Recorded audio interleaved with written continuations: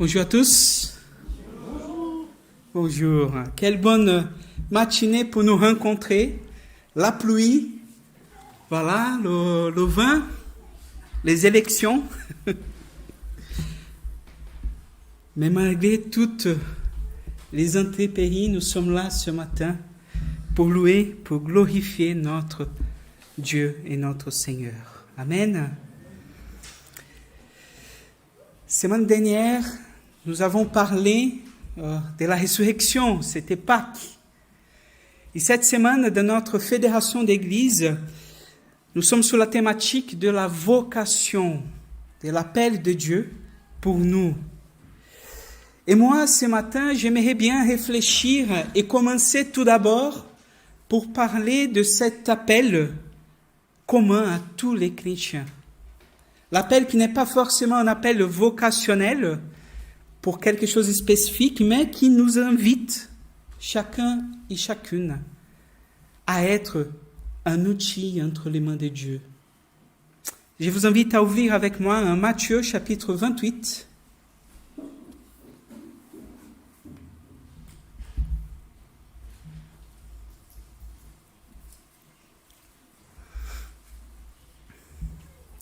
On va lire du verset 16 jusqu'à la fin. Matthieu chapitre 28, du verset 16 jusqu'au verset 20.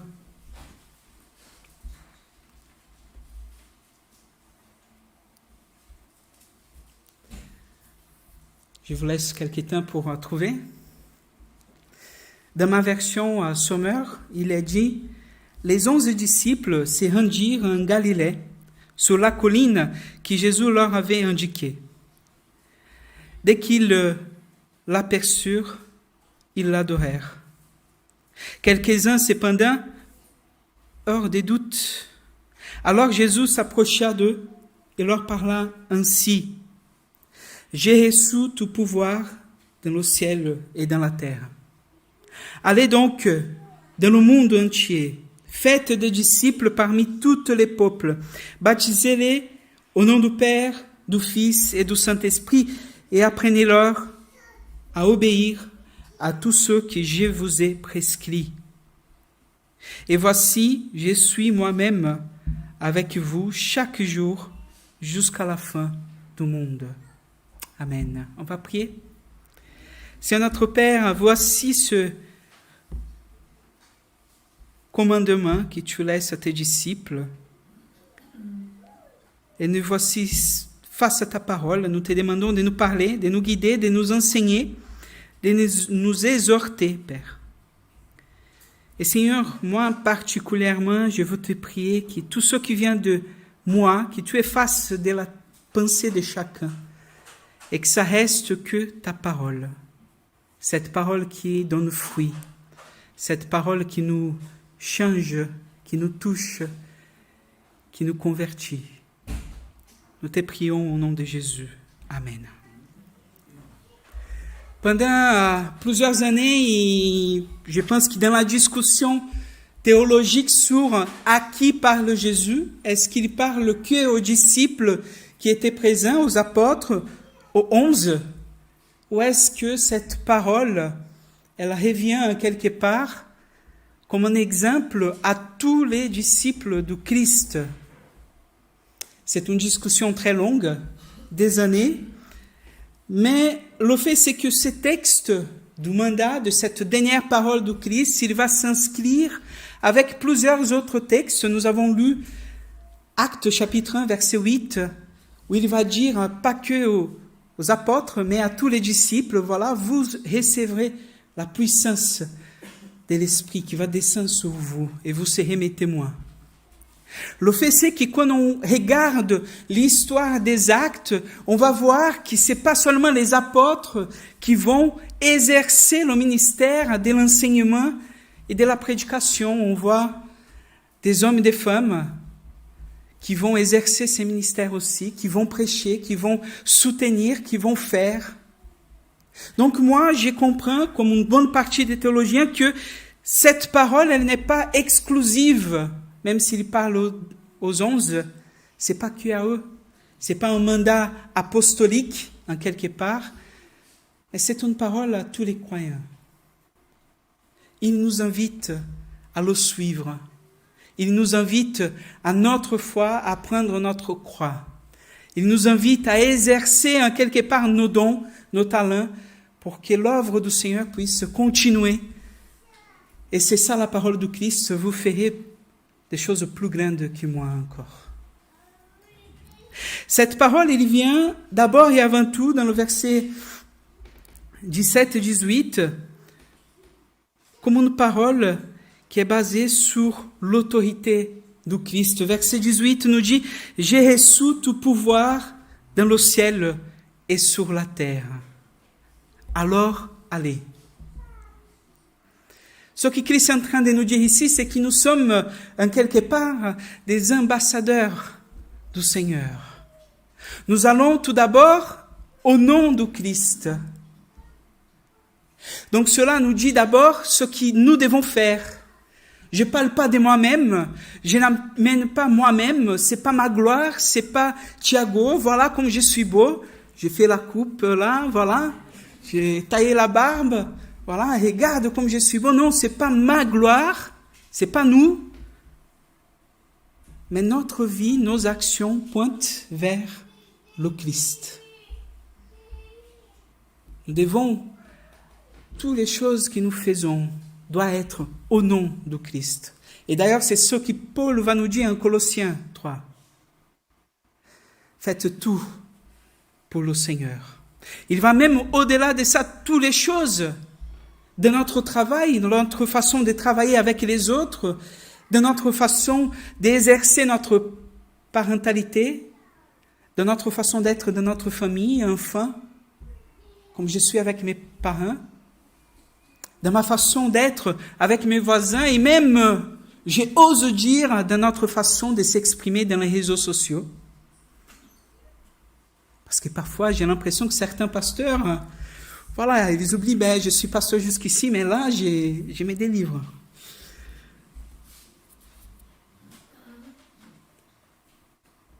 L'appel du Seigneur, c'est pour qu'on puisse se faire en son nom, sur son autorité. Mais là aussi, l'implication est que nous avons cette puissance et cette autorité qui nous accompagne quand nous parlons au nom du Christ. Et parfois, j'ai un peu l'impression qu'on est trop timide, on a peur. Mais si je vais toucher là, mais le malin va venir dans ma vie, donc je ne touche pas certaines choses. Je me rappelle de ma belle-mère, une femme incroyable, avec des dons extraordinaires. La première fois qu'elle m'a vu, elle m'a dit, mais toi, tu vas devenir mon bon fils. Dieu l'a révélé. Ça, c'est bon parce qu'elle m'a adopté comme fils, donc j'apprécie bien que Dieu l'a parlé dans son cœur. Mais je me souviens d'une expérience qu'elle a passée, je voulais vous partager parce que pour moi, ça, c'est très intéressant. C'est qu'une personne de sa famille allait dans des religions animistes qui font des sacrifices à des esprits. Et donc, elle a dit, mais non, je viens avec toi. Elle l'invitait à aller à l'église. Il est venu. Donc, elle a dit, mais je vais avec toi. Et alors, elle va dans ces lieux et il commence à invoquer les esprits ne viennent pas, il s'apprend. Quand l'esprit descend sur quelqu'un qui était possédé, lui dit, mais je n'arrivais pas à venir parce que cette femme n'a rien à faire ici. Quand nous sommes dans l'autorité du Christ, il n'y a pas d'esprit qui peut nous arrêter. Nous sommes sous l'autorité du Christ. Et donc, il faut avoir la conscience de toute l'implication que cette autorité nous donne, que nous faisons au nom du Christ.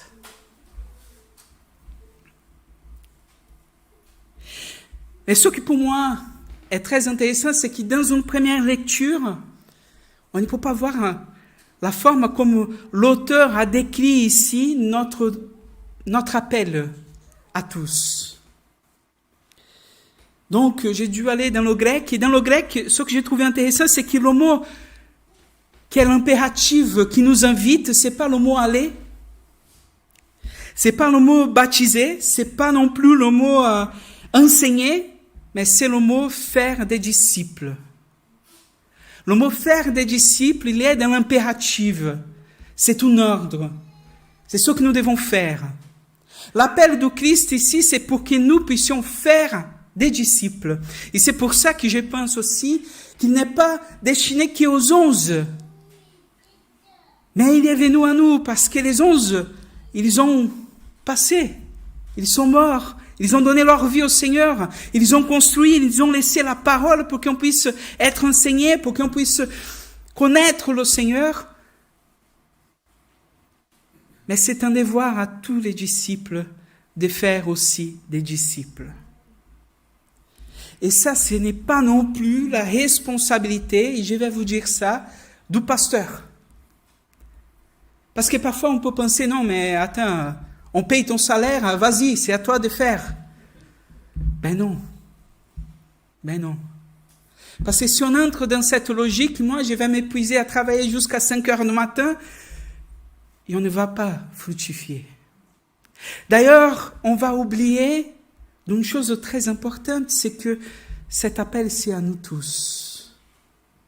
Dieu nous invite à chacun et chacune à faire des disciples. Si vous n'êtes pas en train de prier pour quelqu'un, d'accompagner quelqu'un, d'échanger avec quelqu'un sur l'amour de Dieu, sur la parole, c'est qu'il y a quelque chose qui ne va pas. Ce matin, je ne suis pas là pour vous encourager, je suis là pour vous exhorter. Dieu nous invite chacun à faire des disciples. Alors, qu'est-ce qui signifie faire des disciples? Parce que je pense que la vision moderne qui a pris ce mot, faire des disciples, discipula, elle n'est pas forcément très juste avec la demande du Christ et la demande que la parole nous dit. Parce que l'idée ici, c'est pas devenir une espèce de coaching qui va, voilà, je vais animer, on va faire quelques étapes et après tu es prêt, tu es un chrétien, voilà, tu vas à ta vie et c'est à toi de faire. C'est pas comme ça que Christ a fait avec les disciples. Et c'est lui notre premier modèle. Je crois ici profondément que faire des disciples, et je vais utiliser un théologien latino-américain qui s'appelle René Padilla. Désolé, je vais introduire la théologie latino-américaine. Il va dire faire des disciples, dans le contexte de l'autorité de Christ, c'est amener toute personne à la seigneurie du Seigneur.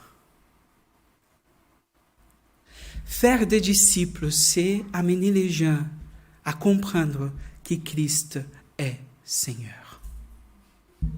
Et ça va passer pour nos dons et pour notre façon de faire. Il n'y a pas un modèle exact. On va tous apprendre, on va être modélés, on va faire comme ceci. D'ailleurs, dans mes études, j'ai pu étudier un peu tous les modèles d'église. Et j'ai trouvé très intéressant. Il y a des formes, des façons différentes de faire. Et il faut que nous trouvions la nôtre, bien entendu. Il n'y a pas de mauvais ou de bons. Il y a des côtés bons et mauvais dans toutes les visions. Mais ici, le plus important, c'est qu'il faut que nous puissions amener les gens à comprendre que Christ est Seigneur. Il faut que tu puisses inviter les gens dans votre travail. Oui, nous sommes dans la laïcité, je comprends. On ne peut pas prendre placarder Jésus en toutes les entreprises, dans la rue, c'est pas ça qu'il s'agit. D'ailleurs, je pense que même le modèle d'évangélisation, il n'est pas forcément adapté à cette parole et à cette vision de faire des disciples, parce que finalement, il ne s'agit pas de sortir de la maison et après retourner, on va voir ça après. Mais le plus important, c'est qu'on puisse se partager. Et je pense que faire des disciples, dans le contexte biblique, il nous invite en quelque part à partager notre vie, à marcher avec les autres, et dans cette démarche, à faire des disciples. Et pour comprendre ça, on va revenir au texte. Parce que là aussi, si le verbe ici c'est faire des disciples, il faut comprendre alors quel est le rôle du verbe aller. Et le verbe aller, il est dans le participe. Il est soumis au premier verbe, faire des disciples. Donc, dans une bonne traduction, il serait comme un allant fait des disciples. Un allant. Et un allant, ça signifie deux choses. D'abord, qu'il a un esprit de continuité. C'est pas un acte, je vais sortir du Brésil, je vais venir en France, et là, je fais des disciples. Mais c'est où je vais, où je suis, par où je marche. J'ai fait des disciples. Et j'ai fait des disciples parce que je partage. Je partage le nom du Seigneur. Je parle de qui est le Christ. J'invite les gens à le connaître. C'est ça faire le disciple. Un allant. Un allant de notre faculté. Un allant de notre famille. Un allant de nos voisinages. D'ailleurs, je vais vous dire une chose, peut-être que vous n'avez jamais entendu, mais vous savez, cette personne, votre conjoint, qui ne connaît pas le Seigneur, vous savez, cette personne de votre famille qui vous dit, mais il faut que quelqu'un parle du Seigneur, ses voisins, cet ami du travail, en fait, c'est Dieu qui vous a envoyé. C'est vous l'envoyé du Seigneur pour partager avec eux.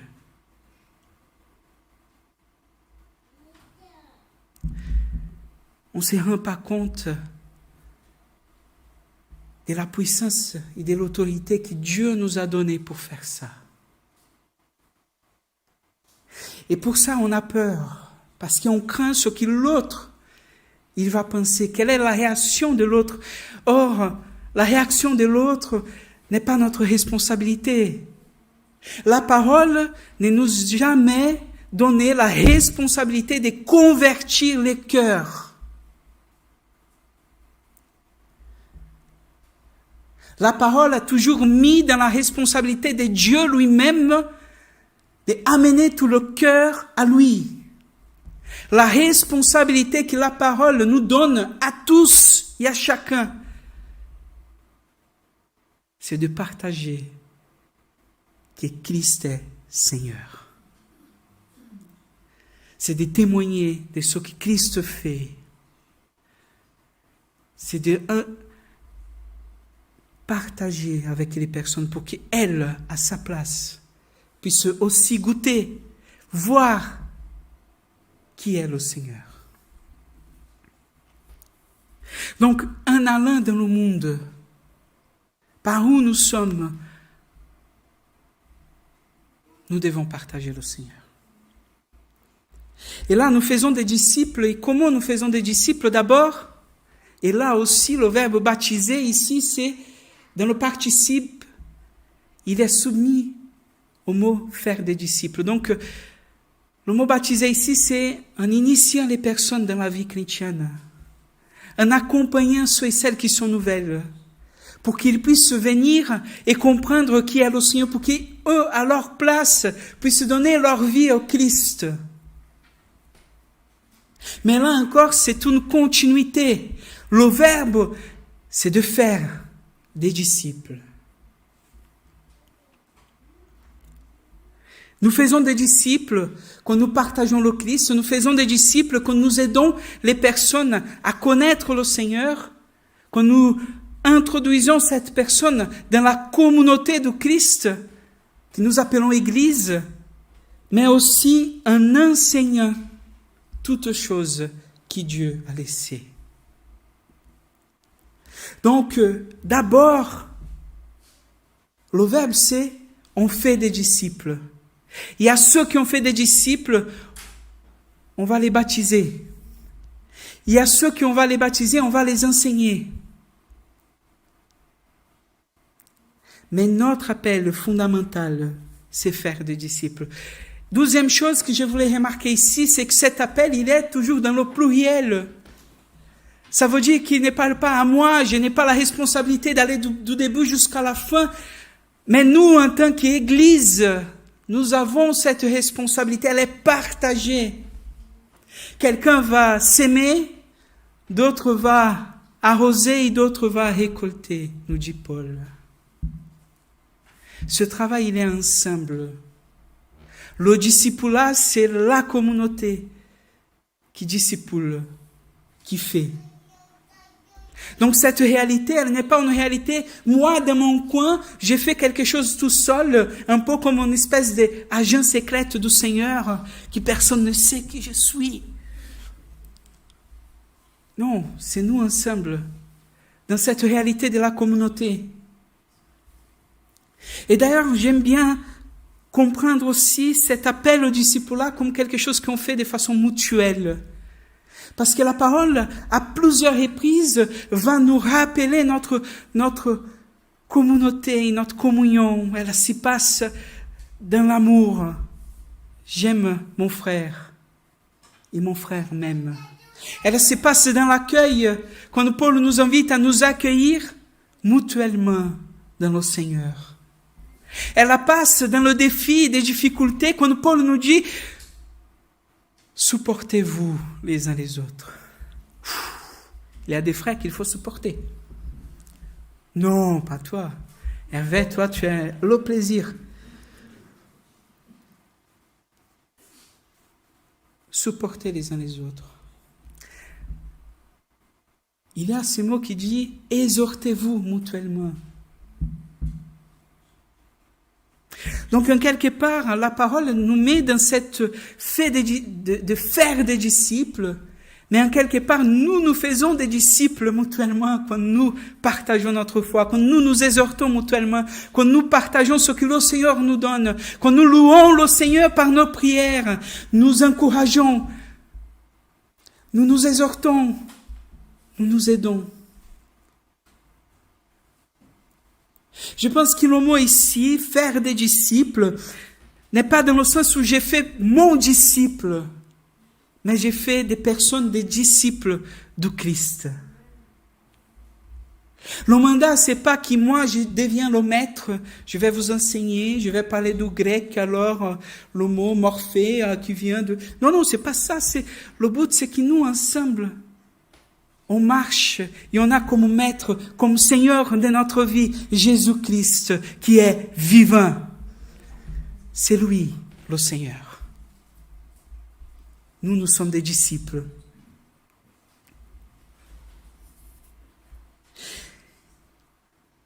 Et là, il vient avec cette promesse, pour finir, cette promesse qui vient nous encourager. Parce qu'il va nous dire, oui, vous allez faire tout ça, vous faites des disciples, en allant où vous allez dans votre entreprise, dans vos familles, dans vos voyages, où vous êtes, faites des disciples, et continuellement faites des disciples, baptisez les personnes, accompagnez, aidez, enseignez. Mais attends, vous n'êtes pas seul. Je vous demande de faire ça, mais je suis avec vous.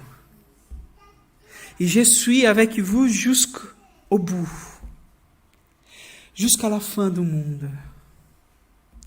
Ici, c'est l'idée de temporalité. Jusqu'au bout, il est avec nous. Il est avec sa communauté. Il est avec son Église. Donc, je voulais ce matin nous rappeler de cette, bien entendu, cette vocation collective du Christ. Nous sommes appelés à agir. Et frères, je vais vous dire une chose, si vous êtes découragés parce que quelqu'un a dit quelque chose, si vous êtes découragés parce que vous avez essayé et ça n'a pas marché ce que vous voulez, si vous êtes découragés parce que vous avez des idées et les jeunes ne vous accompagnent pas, c'est pas grave. C'est pas grave. Je me souviens quand j'étais au 12e année de l'école pastorale, j'étais dans une église, mon église était un peu traditionnelle, et là on entendait des choses, on apprenait des nouvelles choses, et moi j'essayais, j'étais avide de mettre en place, de faire des disciples, alors on essayait des choses, et les choses commençaient à marcher. Alors mon pasteur qui n'était pas trop dans les nouveautés m'a dit, mais non, arrêtez. Non, mais attends, on a 30 jeunes qui sont là. Non. Tu vas faire comme on est habitué. Je me souviens que ça, pour moi, c'était un bain de l'eau froide, comme on dit. J'étais découragé, j'étais en colère même. J'arrive à la faculté, j'avais un professeur qui était en train de manger. Je lui dis, mais est-ce qu'on peut s'entretenir? Il a dit, oui, bien sûr. Je commence à déverser toute ma colère. Je dis, mais mon envie, c'est mettre une bombe au milieu de l'église. On va tout exploser parce que ça ne sert à rien. Lui, qui avait 70 ans, me regarde avec un regard d'amour d'un maître vers son disciple. Il me dit, tu sais, Thiago, quand j'avais 20 ans, mon spécialité était de faire des bombes pour les tanks de guerre. C'était l'époque de la dictature, etc. Et lui, il était révolutionnaire. Et il m'a dit, mais avec le temps, le Seigneur m'a enseigné que ce n'est pas notre temps, c'est à lui. Parfois, on veut faire des choses en communauté. Et c'est vrai, l'appel, c'est à nous tous. Et on voit que les gens ne marchent pas dans notre vitesse, qu'ils ne font pas comme on voulait. Ce que l'apôtre Paul nous invite, c'est prier. Ce que Pierre va dire autrement, c'est ayez l'humilité les uns pour les autres. Ce que Paul va dire autrement, c'est considérer ton frère au-dessous de toi-même.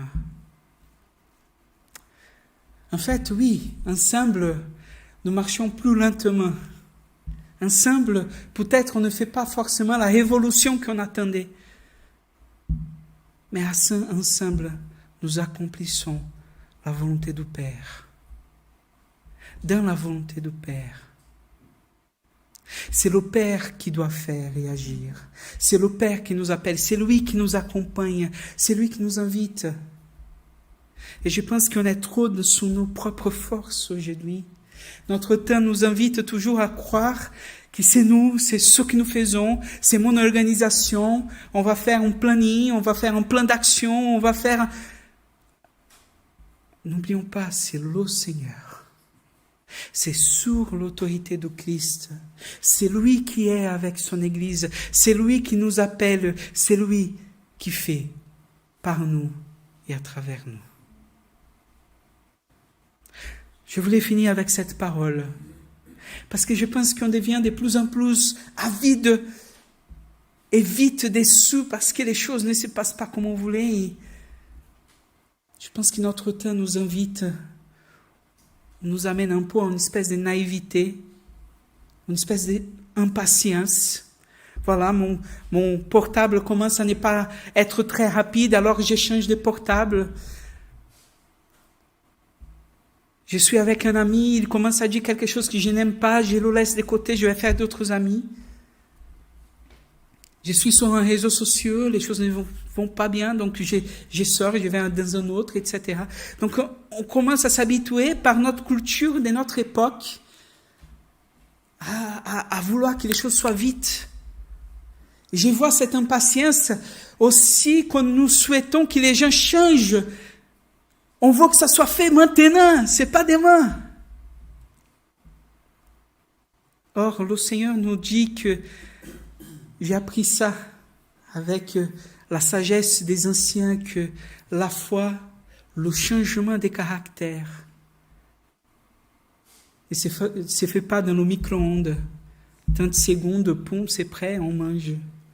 Les meilleurs repas sont ceux qui sont au feu de bois, qui vont réchauffer doucement jusqu'à qu'ils soient prêts.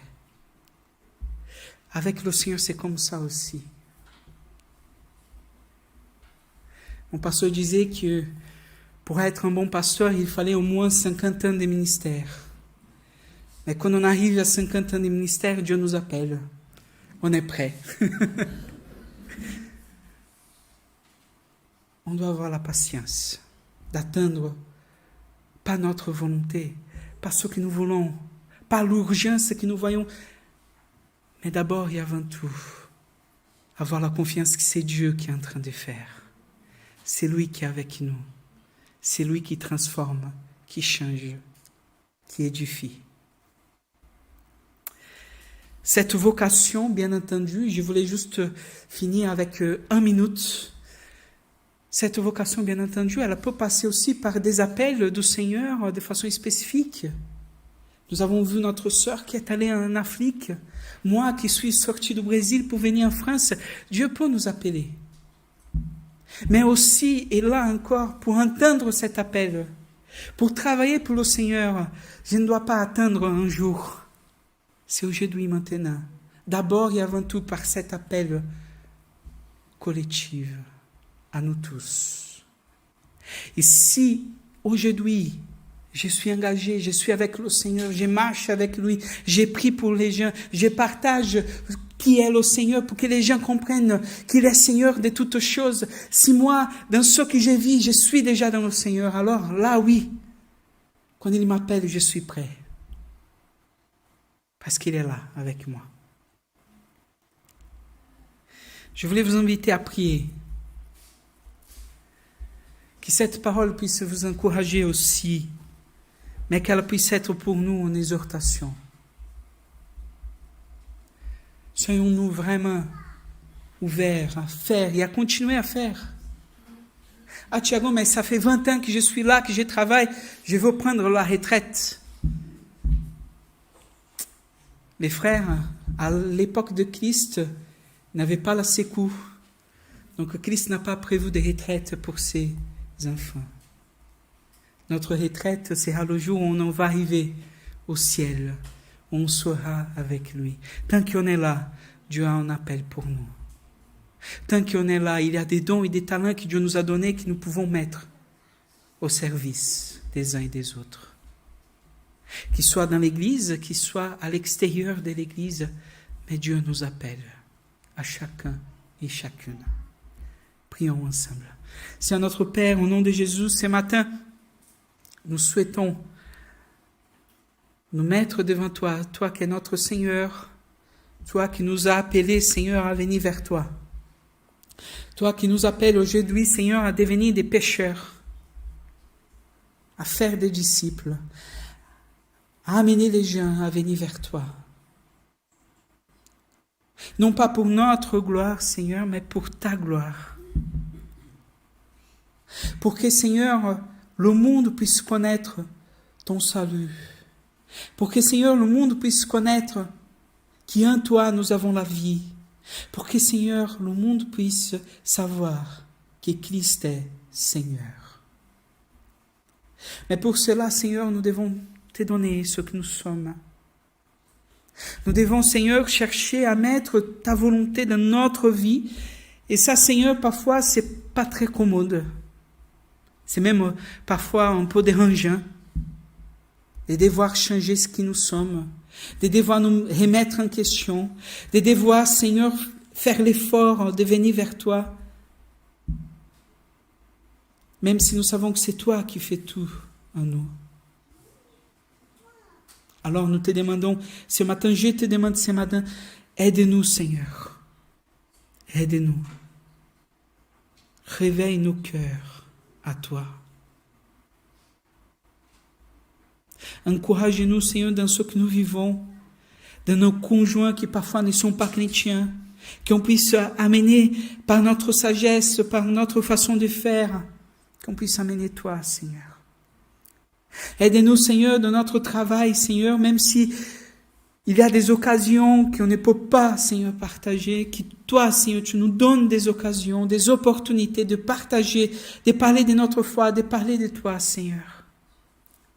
Aide-nous, Seigneur, de nos voisinages, de nos amitiés, des gens qui parfois, Seigneur, ne te connaissent pas, mais que nous, Seigneur, nous ne soyons pas des agents secrets, que personne ne sait que nous sommes chrétiens.